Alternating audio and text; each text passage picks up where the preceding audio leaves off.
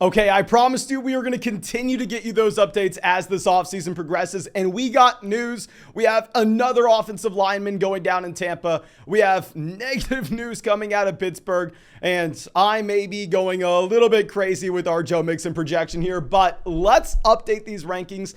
Maybe we have a new running back inside this top 12 that we didn't previously have, but before we get into it, please, guys, go down there, subscribe to the channel if you play fantasy football. We do live streams every single night, real money fantasy football drafts for about 3 hours. But if we hit 90,000 subs on the channel, we are going to get a 24-hour draft marathon going. So if you're not subscribed, subscribe so you can participate in that. You can help us get there. And also, if you're already subscribed, make sure you're dropping that like. Make sure you're leaving a comment recommending us to a new viewer. But that should be about it. Let's go through. Let's dive right into this list.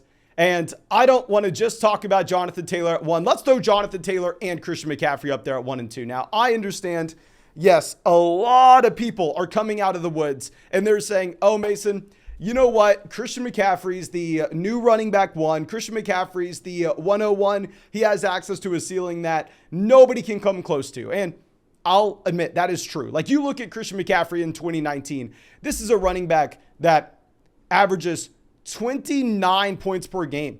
The last running back to have as impressive of a season was LT back with the Los Angeles Chargers, or I apologize, the San Diego Chargers back in 2006. I mean, this is a running back that compares to Priest Holmes, Marshall Faulk, like ridiculous. The upside that you have with the Christian McCaffrey here. And you could make the argument that maybe with the addition of Baker Mayfield, if we look historically with who Christian McCaffrey's had to play alongside, like where that 2019 season actually came from, that Baker Mayfield may be the best quarterback CMC has ever had. Now, that's not saying much because Christian McCaffrey has had some of the worst quarterback play in the entire NFL. So I understand your argument if you're telling me that, Mason, you need to rank the running back 1 who had almost a 24% team target share the last time he was healthy as the 101 here with Christian McCaffrey. But I'm sorry I can't get there, guys. I can't do it. I understand that the fantasy football community as a whole overrates their ability to predict injuries. Like, injury analysis has overtaken fantasy football, and it's almost laughable at this point, and it distracts from what really, truly does matter. But on the extremes, we can be intellectually honest with each other, and we can say, hell, Christian McCaffrey, the running back going into year 3 of his second contract that has missed the majority of the past 2 seasons, who is significantly older. I don't want to call him injury prone, but he is more at risk than Jonathan Taylor to miss time. And if you can't agree that he is more at risk than Jonathan Taylor, I don't know what we're talking about here. But let's dive into Jonathan Taylor, because I will say Jonathan Taylor, obviously an elite level season in 2021. I think he has upside for more, because keep in mind, Jonathan Taylor came out of Wisconsin as an elite level prospect. He dominated the NFL Combine. He had 3 straight seasons of 2,000 total yards at Wisconsin. And what I think we can see from Jonathan Taylor is that continued improvement going into year 3 of his NFL career, specifically with his receiving down role. Now, of course, Nyheim Hines is 100% going to have a role in this offense. I think Nyheim Hines does continue to go out there and draw targets as a pass catcher. But realistically speaking, if you have Jonathan Taylor and Hines in your backfield, and we look at Jonathan Taylor being a much more efficient running back in the receiving game last season, you would think that this offense in general wants to phase out Hines as they can, who had about 3.5 targets per game last season, and start to give those over to Jonathan Taylor. There's also the outside chance that Nyheim Hines were to suffer an injury. And if you're taking those 3.5 targets per game that Nyheim Hines had, and you're moving that over to Jonathan Taylor, that's getting Jonathan Taylor to 5-6 targets out of the backfield. Already one of the most electric and most talented running backs in the NFL. And he has missed one game over the past 5 years. And that was due to a COVID close contact. I'm taking Jonathan Taylor as the 101, despite a lot of people moving CMC up to that spot. I can't agree. They'll both be in tier 1 though. Now going down to our running back 3, this is where you're going to see a very large tier. You'll see that I actually have Austin Ekeler as our running back 3 here. He finishes as the running back 3 last year, but there are red flags with this profile this upcoming season. Ekeler, very similar to Christian McCaffrey, is now going into year 3 of his second contract. And with Austin Ekeler and a lot of these other running backs, a lot of these running backs in this range, he is going to have the age concern. Because if you look historically, over the past decade or so, there are reasons to believe that this may not continue to happen, but 27 has been a massive fall-off season.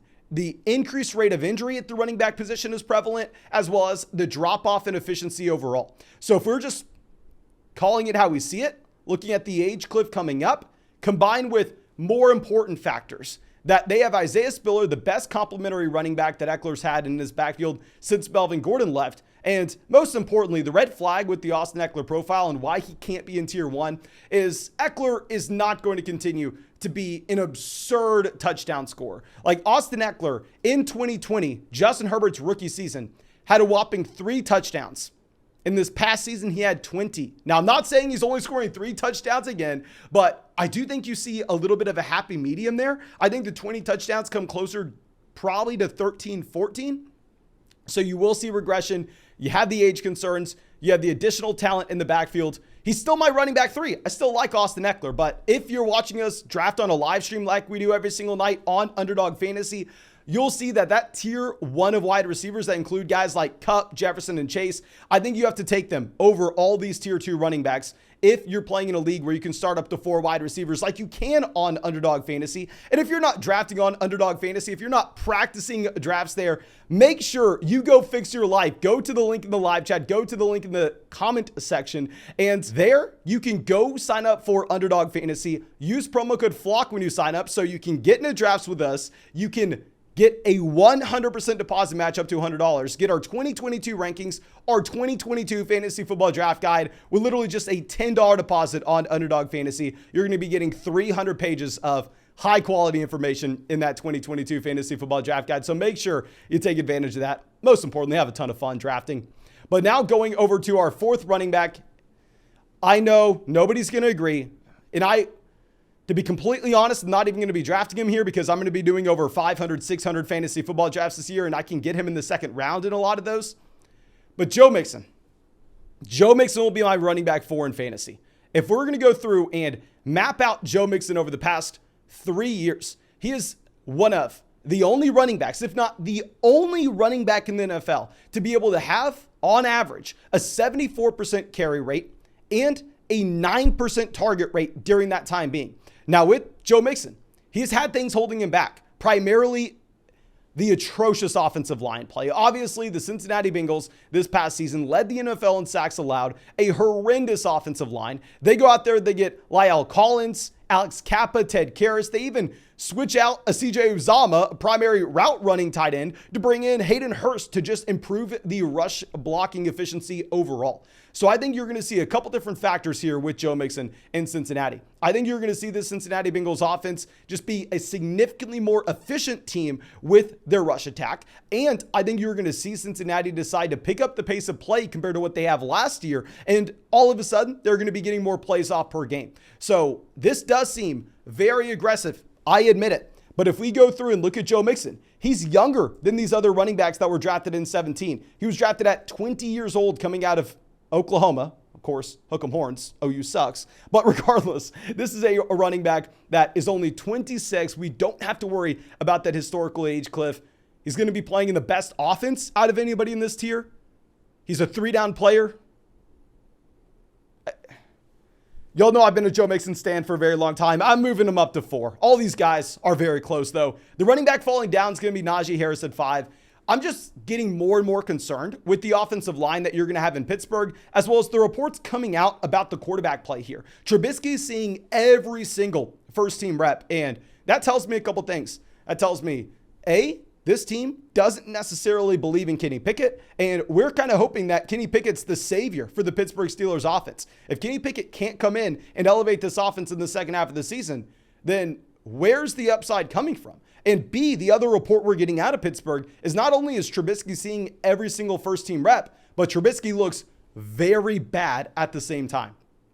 So with these two combinations, plus PFF grading out the Pittsburgh Steelers offensive line as one of the worst offensive lines this upcoming season, this is why I've had to move Naji Harris down one spot, move Joe Mixon up ever so slightly, because I'm looking at this Pittsburgh Steelers offense saying it's probably one of the worst offenses in the NFL. And if we're going to be looking at two different 3-down bell cows, let's might as well go with the guy that's going to be playing alongside Joe Burrow in the dynamic offense. And what's very funny to look at the same time is despite Joe Mixon being drafted in 2017 and Naji Harris going into year 2, Naji Harris is only 2 years younger than Joe Mixon. That is how young Joe Mixon is. But let's go over to our 6th running back on this list. Let's go over and look at Mr. Derrick Henry. Now, if you go fire up a draft, say on a casual format like an ESPN or something, you're going to see Derrick Henry as one of the top picks there. But if you're going to fire up a real money draft on Underdog Fantasy,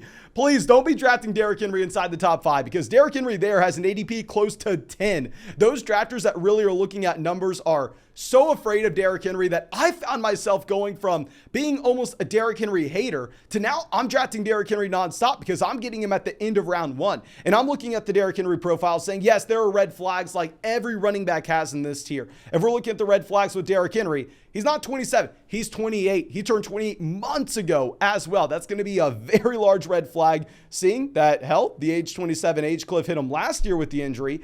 And more importantly, not just the age, because you can't stop the evaluation there. You are looking at Derrick Henry playing with the worst offensive line of his entire NFL career. Right now, PFF is grading out the Tennessee Titans to have the 6th worst offensive line in the NFL. Derrick Henry has been able to be dominant, been a hyper-efficient running back, hitting the 2nd level consistently with one of the better offensive lines in the NFL over the past 3 seasons. So you're getting the downgraded offensive line. And if we look at the splits with and without A.J. Brown for Ryan Tannehill in this offense, we can clearly see that Tannehill has heavily relied on A.J. Brown to maintain offensive level of efficiencies that we can get excited about here in Tennessee. So the departure of A.J. Brown over to Philadelphia, maybe you want to say, oh, this means they're going to run the ball more. They can't run the ball more than they did over the past 3 years. Derrick Henry averaged 23 carries per game over the past 3 years. He can't run it any more than that. And I think the efficiency is going to come down with this overall offense. I think you have less trips to the red zone. So the combined factors of offensive line play, age, as well as the overall efficiency of the offense in the passing game is why I will have Derrick Henry behind Ekeler, behind Mixon, behind Naji Harris. And I feel like a lot of people are going to be mad at me on this ranking, because if you're drafting over there on Underdog Fantasy, hell, if you're using these rankings, you'll draft a lot of Derrick Henry. But if you're drafting in one of those casual formats, I mean, I guess maybe you're never getting Derrick Henry here. It's so weird that Derrick Henry is this polarizing of a player. I think he has this clear upside case of being the running back 1 overall and being a league-winning player, but the clear red flags as well. I think we can just get on the same page here, guys, and say that there is a wide range of outcomes with Henry. But now let's move to the last running back in this tier. Let's go over to Dalvin Cook. Dalvin Cook, I understand, he could easily be at the top of this tier. If you want to make an argument for Dalvin Cook to be at running back 3, hell, I'm not going to sit here and argue with you. Yes, there is a reason why you may want to see that. Now, that's why we have this as a tier list and not just a rankings video, because I want you to be using these tiers and saying, okay, am I crazy to draft Alvin Kamara over Naji Harris? Yeah, you're crazy if you're going to be doing that. However, if you wanted to draft Dalvin Cook at running back 3, you're completely fine. The reason I am personally not going to be taking Dalvin Cook at running back 3 is we have some clear red flags. We have the coaching staff change in Minnesota. Everything that we're seeing at this point is saying that Kevin O'Connell wants to be a more pass-happy offense overall and maybe not necessarily lean on Dalvin Cook for his usual 19, 20, 21 carries per game. Very similar to a couple other running backs in this tier. Dalvin Cook is also going to have the concern with his age. Dalvin Cook is at that 27-year-old age mark. And unlike some of these other running backs, Dalvin Cook misses time every single season. Dalvin Cook came into the NFL in 2017. And since then, Dalvin Cook has played a whopping 56 games. So if we just divide this out, Dalvin Cook has averaged about 11 games played throughout his NFL career. Now, Of course, that's a little bit skewed because he did tear his ACL his rookie season back in 2017. We all remember that. But still, Dalvin Cook has never played more than 14 games in an NFL season. So if we need to be worried about a player potentially having that increased risk for injury, given their age profile, given their historical workload, given the fact that Dalvin Cook has had over 1,000 carries during his NFL career, I think that there are some real concerns with Dalvin, but hell, he had his worst year yet as the running back 7 last year. So if he just repeats his worst year over the past 3 as the running back 7 and you draft him, hell, obviously you did just fine. So if you wanted to move Dalvin Cook up to 3, if you wanted to move Dalvin Cook up to 5, you can do it. I think in tier 2, there are reasons to get excited about every one of these running backs. And then there are clear red flags about every one of these running backs, which is why I am preferring to grab those elite level wide receivers like a Cooper Kupp, like a Justin Jefferson, like a Jamar Chase over these tier 2 running backs. But let's go through. Let's dive down to tier 3. Let's go over to Aaron Jones here.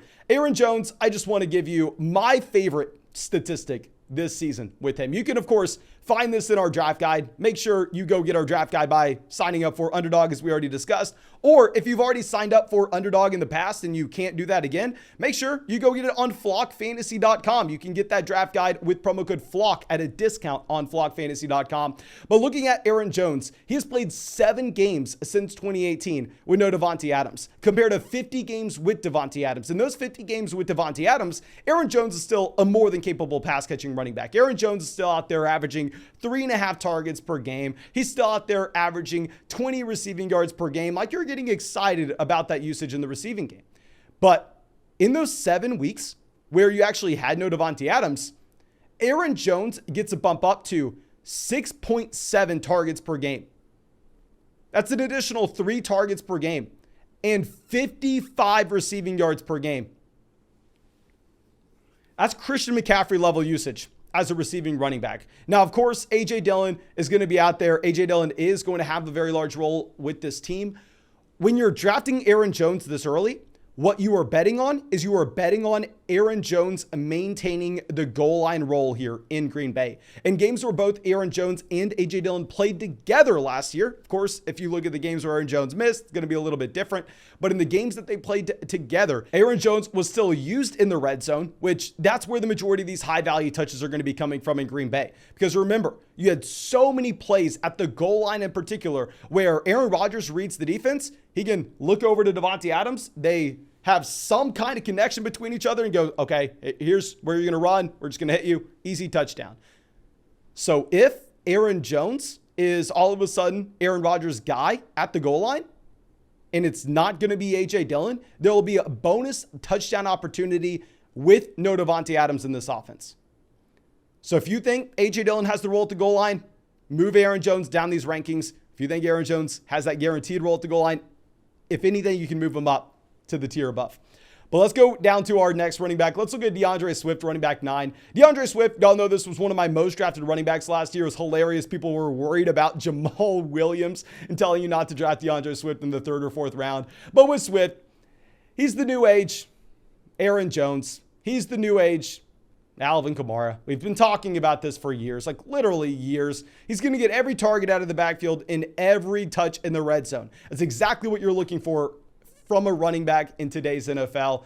Now, the reason I'm going to have him behind Aaron Jones is because he's just not going to have the same touchdown upside. I know a lot of people want to get excited about the Detroit Lions here. I understand. Hell, they have a great offensive line, a great receiving core. They have TJ Hawkinson. But at the end of the day, it's the Lions. I'm not expecting this team to have nearly as many red zone opportunities as the Packers. So if I think that DeAndre Swift is the new age Aaron Jones, I think that he is the same exact players we've been talking about for a very long time.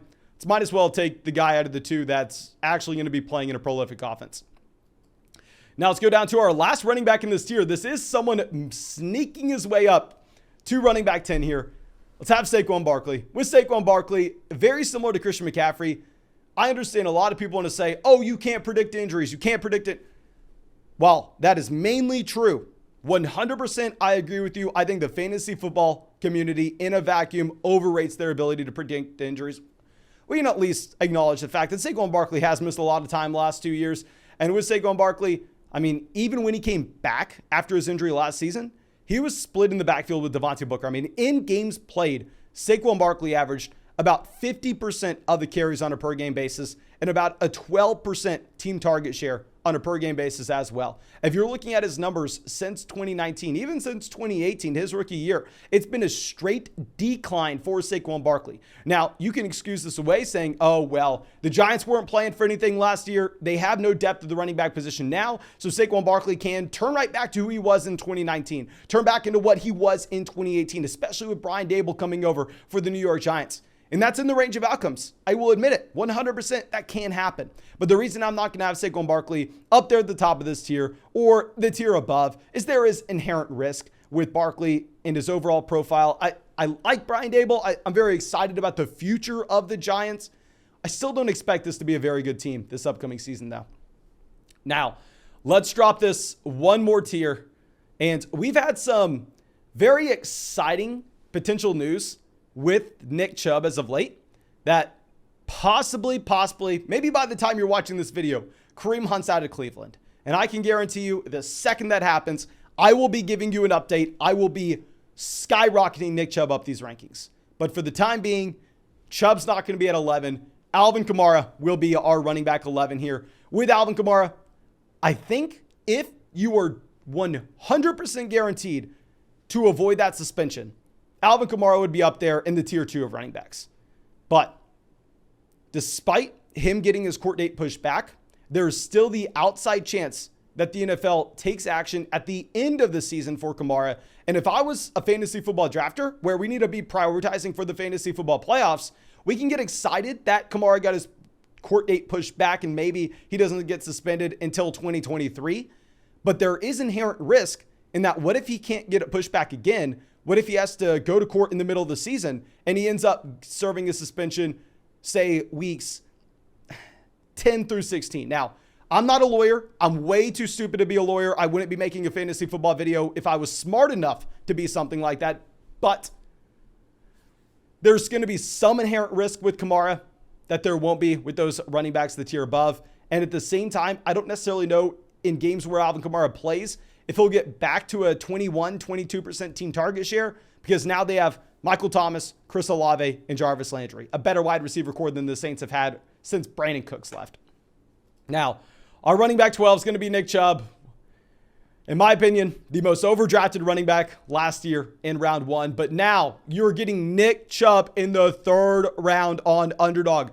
Y'all have gone too far with the hate. Nick Chubb is a fantastic value. We've been saying this all offseason. He could potentially be in the best situation of his NFL career if Deshaun Watson does not get suspended the entire season. Of course, there is inherent risk that may happen. That is in the range of outcomes. But it's also possible that maybe Watson does only serve a 6-game suspension. And all of a sudden, Nick Chubb is in an offense that has elite level quarterback play. Maybe doesn't run the ball as often, but gets to the red zone more. And there's more touchdown upside in this offense. And we have the elite offensive line, the possibility that Kareem Hunt is moved. So if you were the person drafting Nick Chubb in the 1st round last year, and you were letting Nick Chubb fall to the 3rd round this season, I don't get it. I don't know what your process is in fantasy football. This is the year to draft Nick Chubb. I don't know if you have Nick Chubb fatigue, and that's why we're getting the discount on him in the 3rd round. But I really want Hunt to get traded with how much Nick Chubb and Kareem Hunt I've drafted this season, so I can just move Nick Chubb up to, where do y'all think he would go? The middle of tier 2? I think you make an argument that Nick Chubb would jump up to like running back 4 if Kareem Hunt was moved off this team and Deshaun Watson only served a 6-game suspension. But thank y'all so much for being a part of the flock, supporting the channel. I really hope you enjoyed this video. If you did, go down there, drop that like, leave a comment, subscribe. If we hit 90,000 subs, we will get that 24-hour draft marathon going on the live stream. And if you want to draft with us any night on the live stream, make sure you go sign up for Underdog Fantasy with the link in the description or in the comment section and use promo code FLOCK so you get a 100% deposit match up to $100. You get our 2022 rankings and you get our 2022 fantasy football draft guide. But thank you guys. I really appreciate y'all and I hope you have a great day.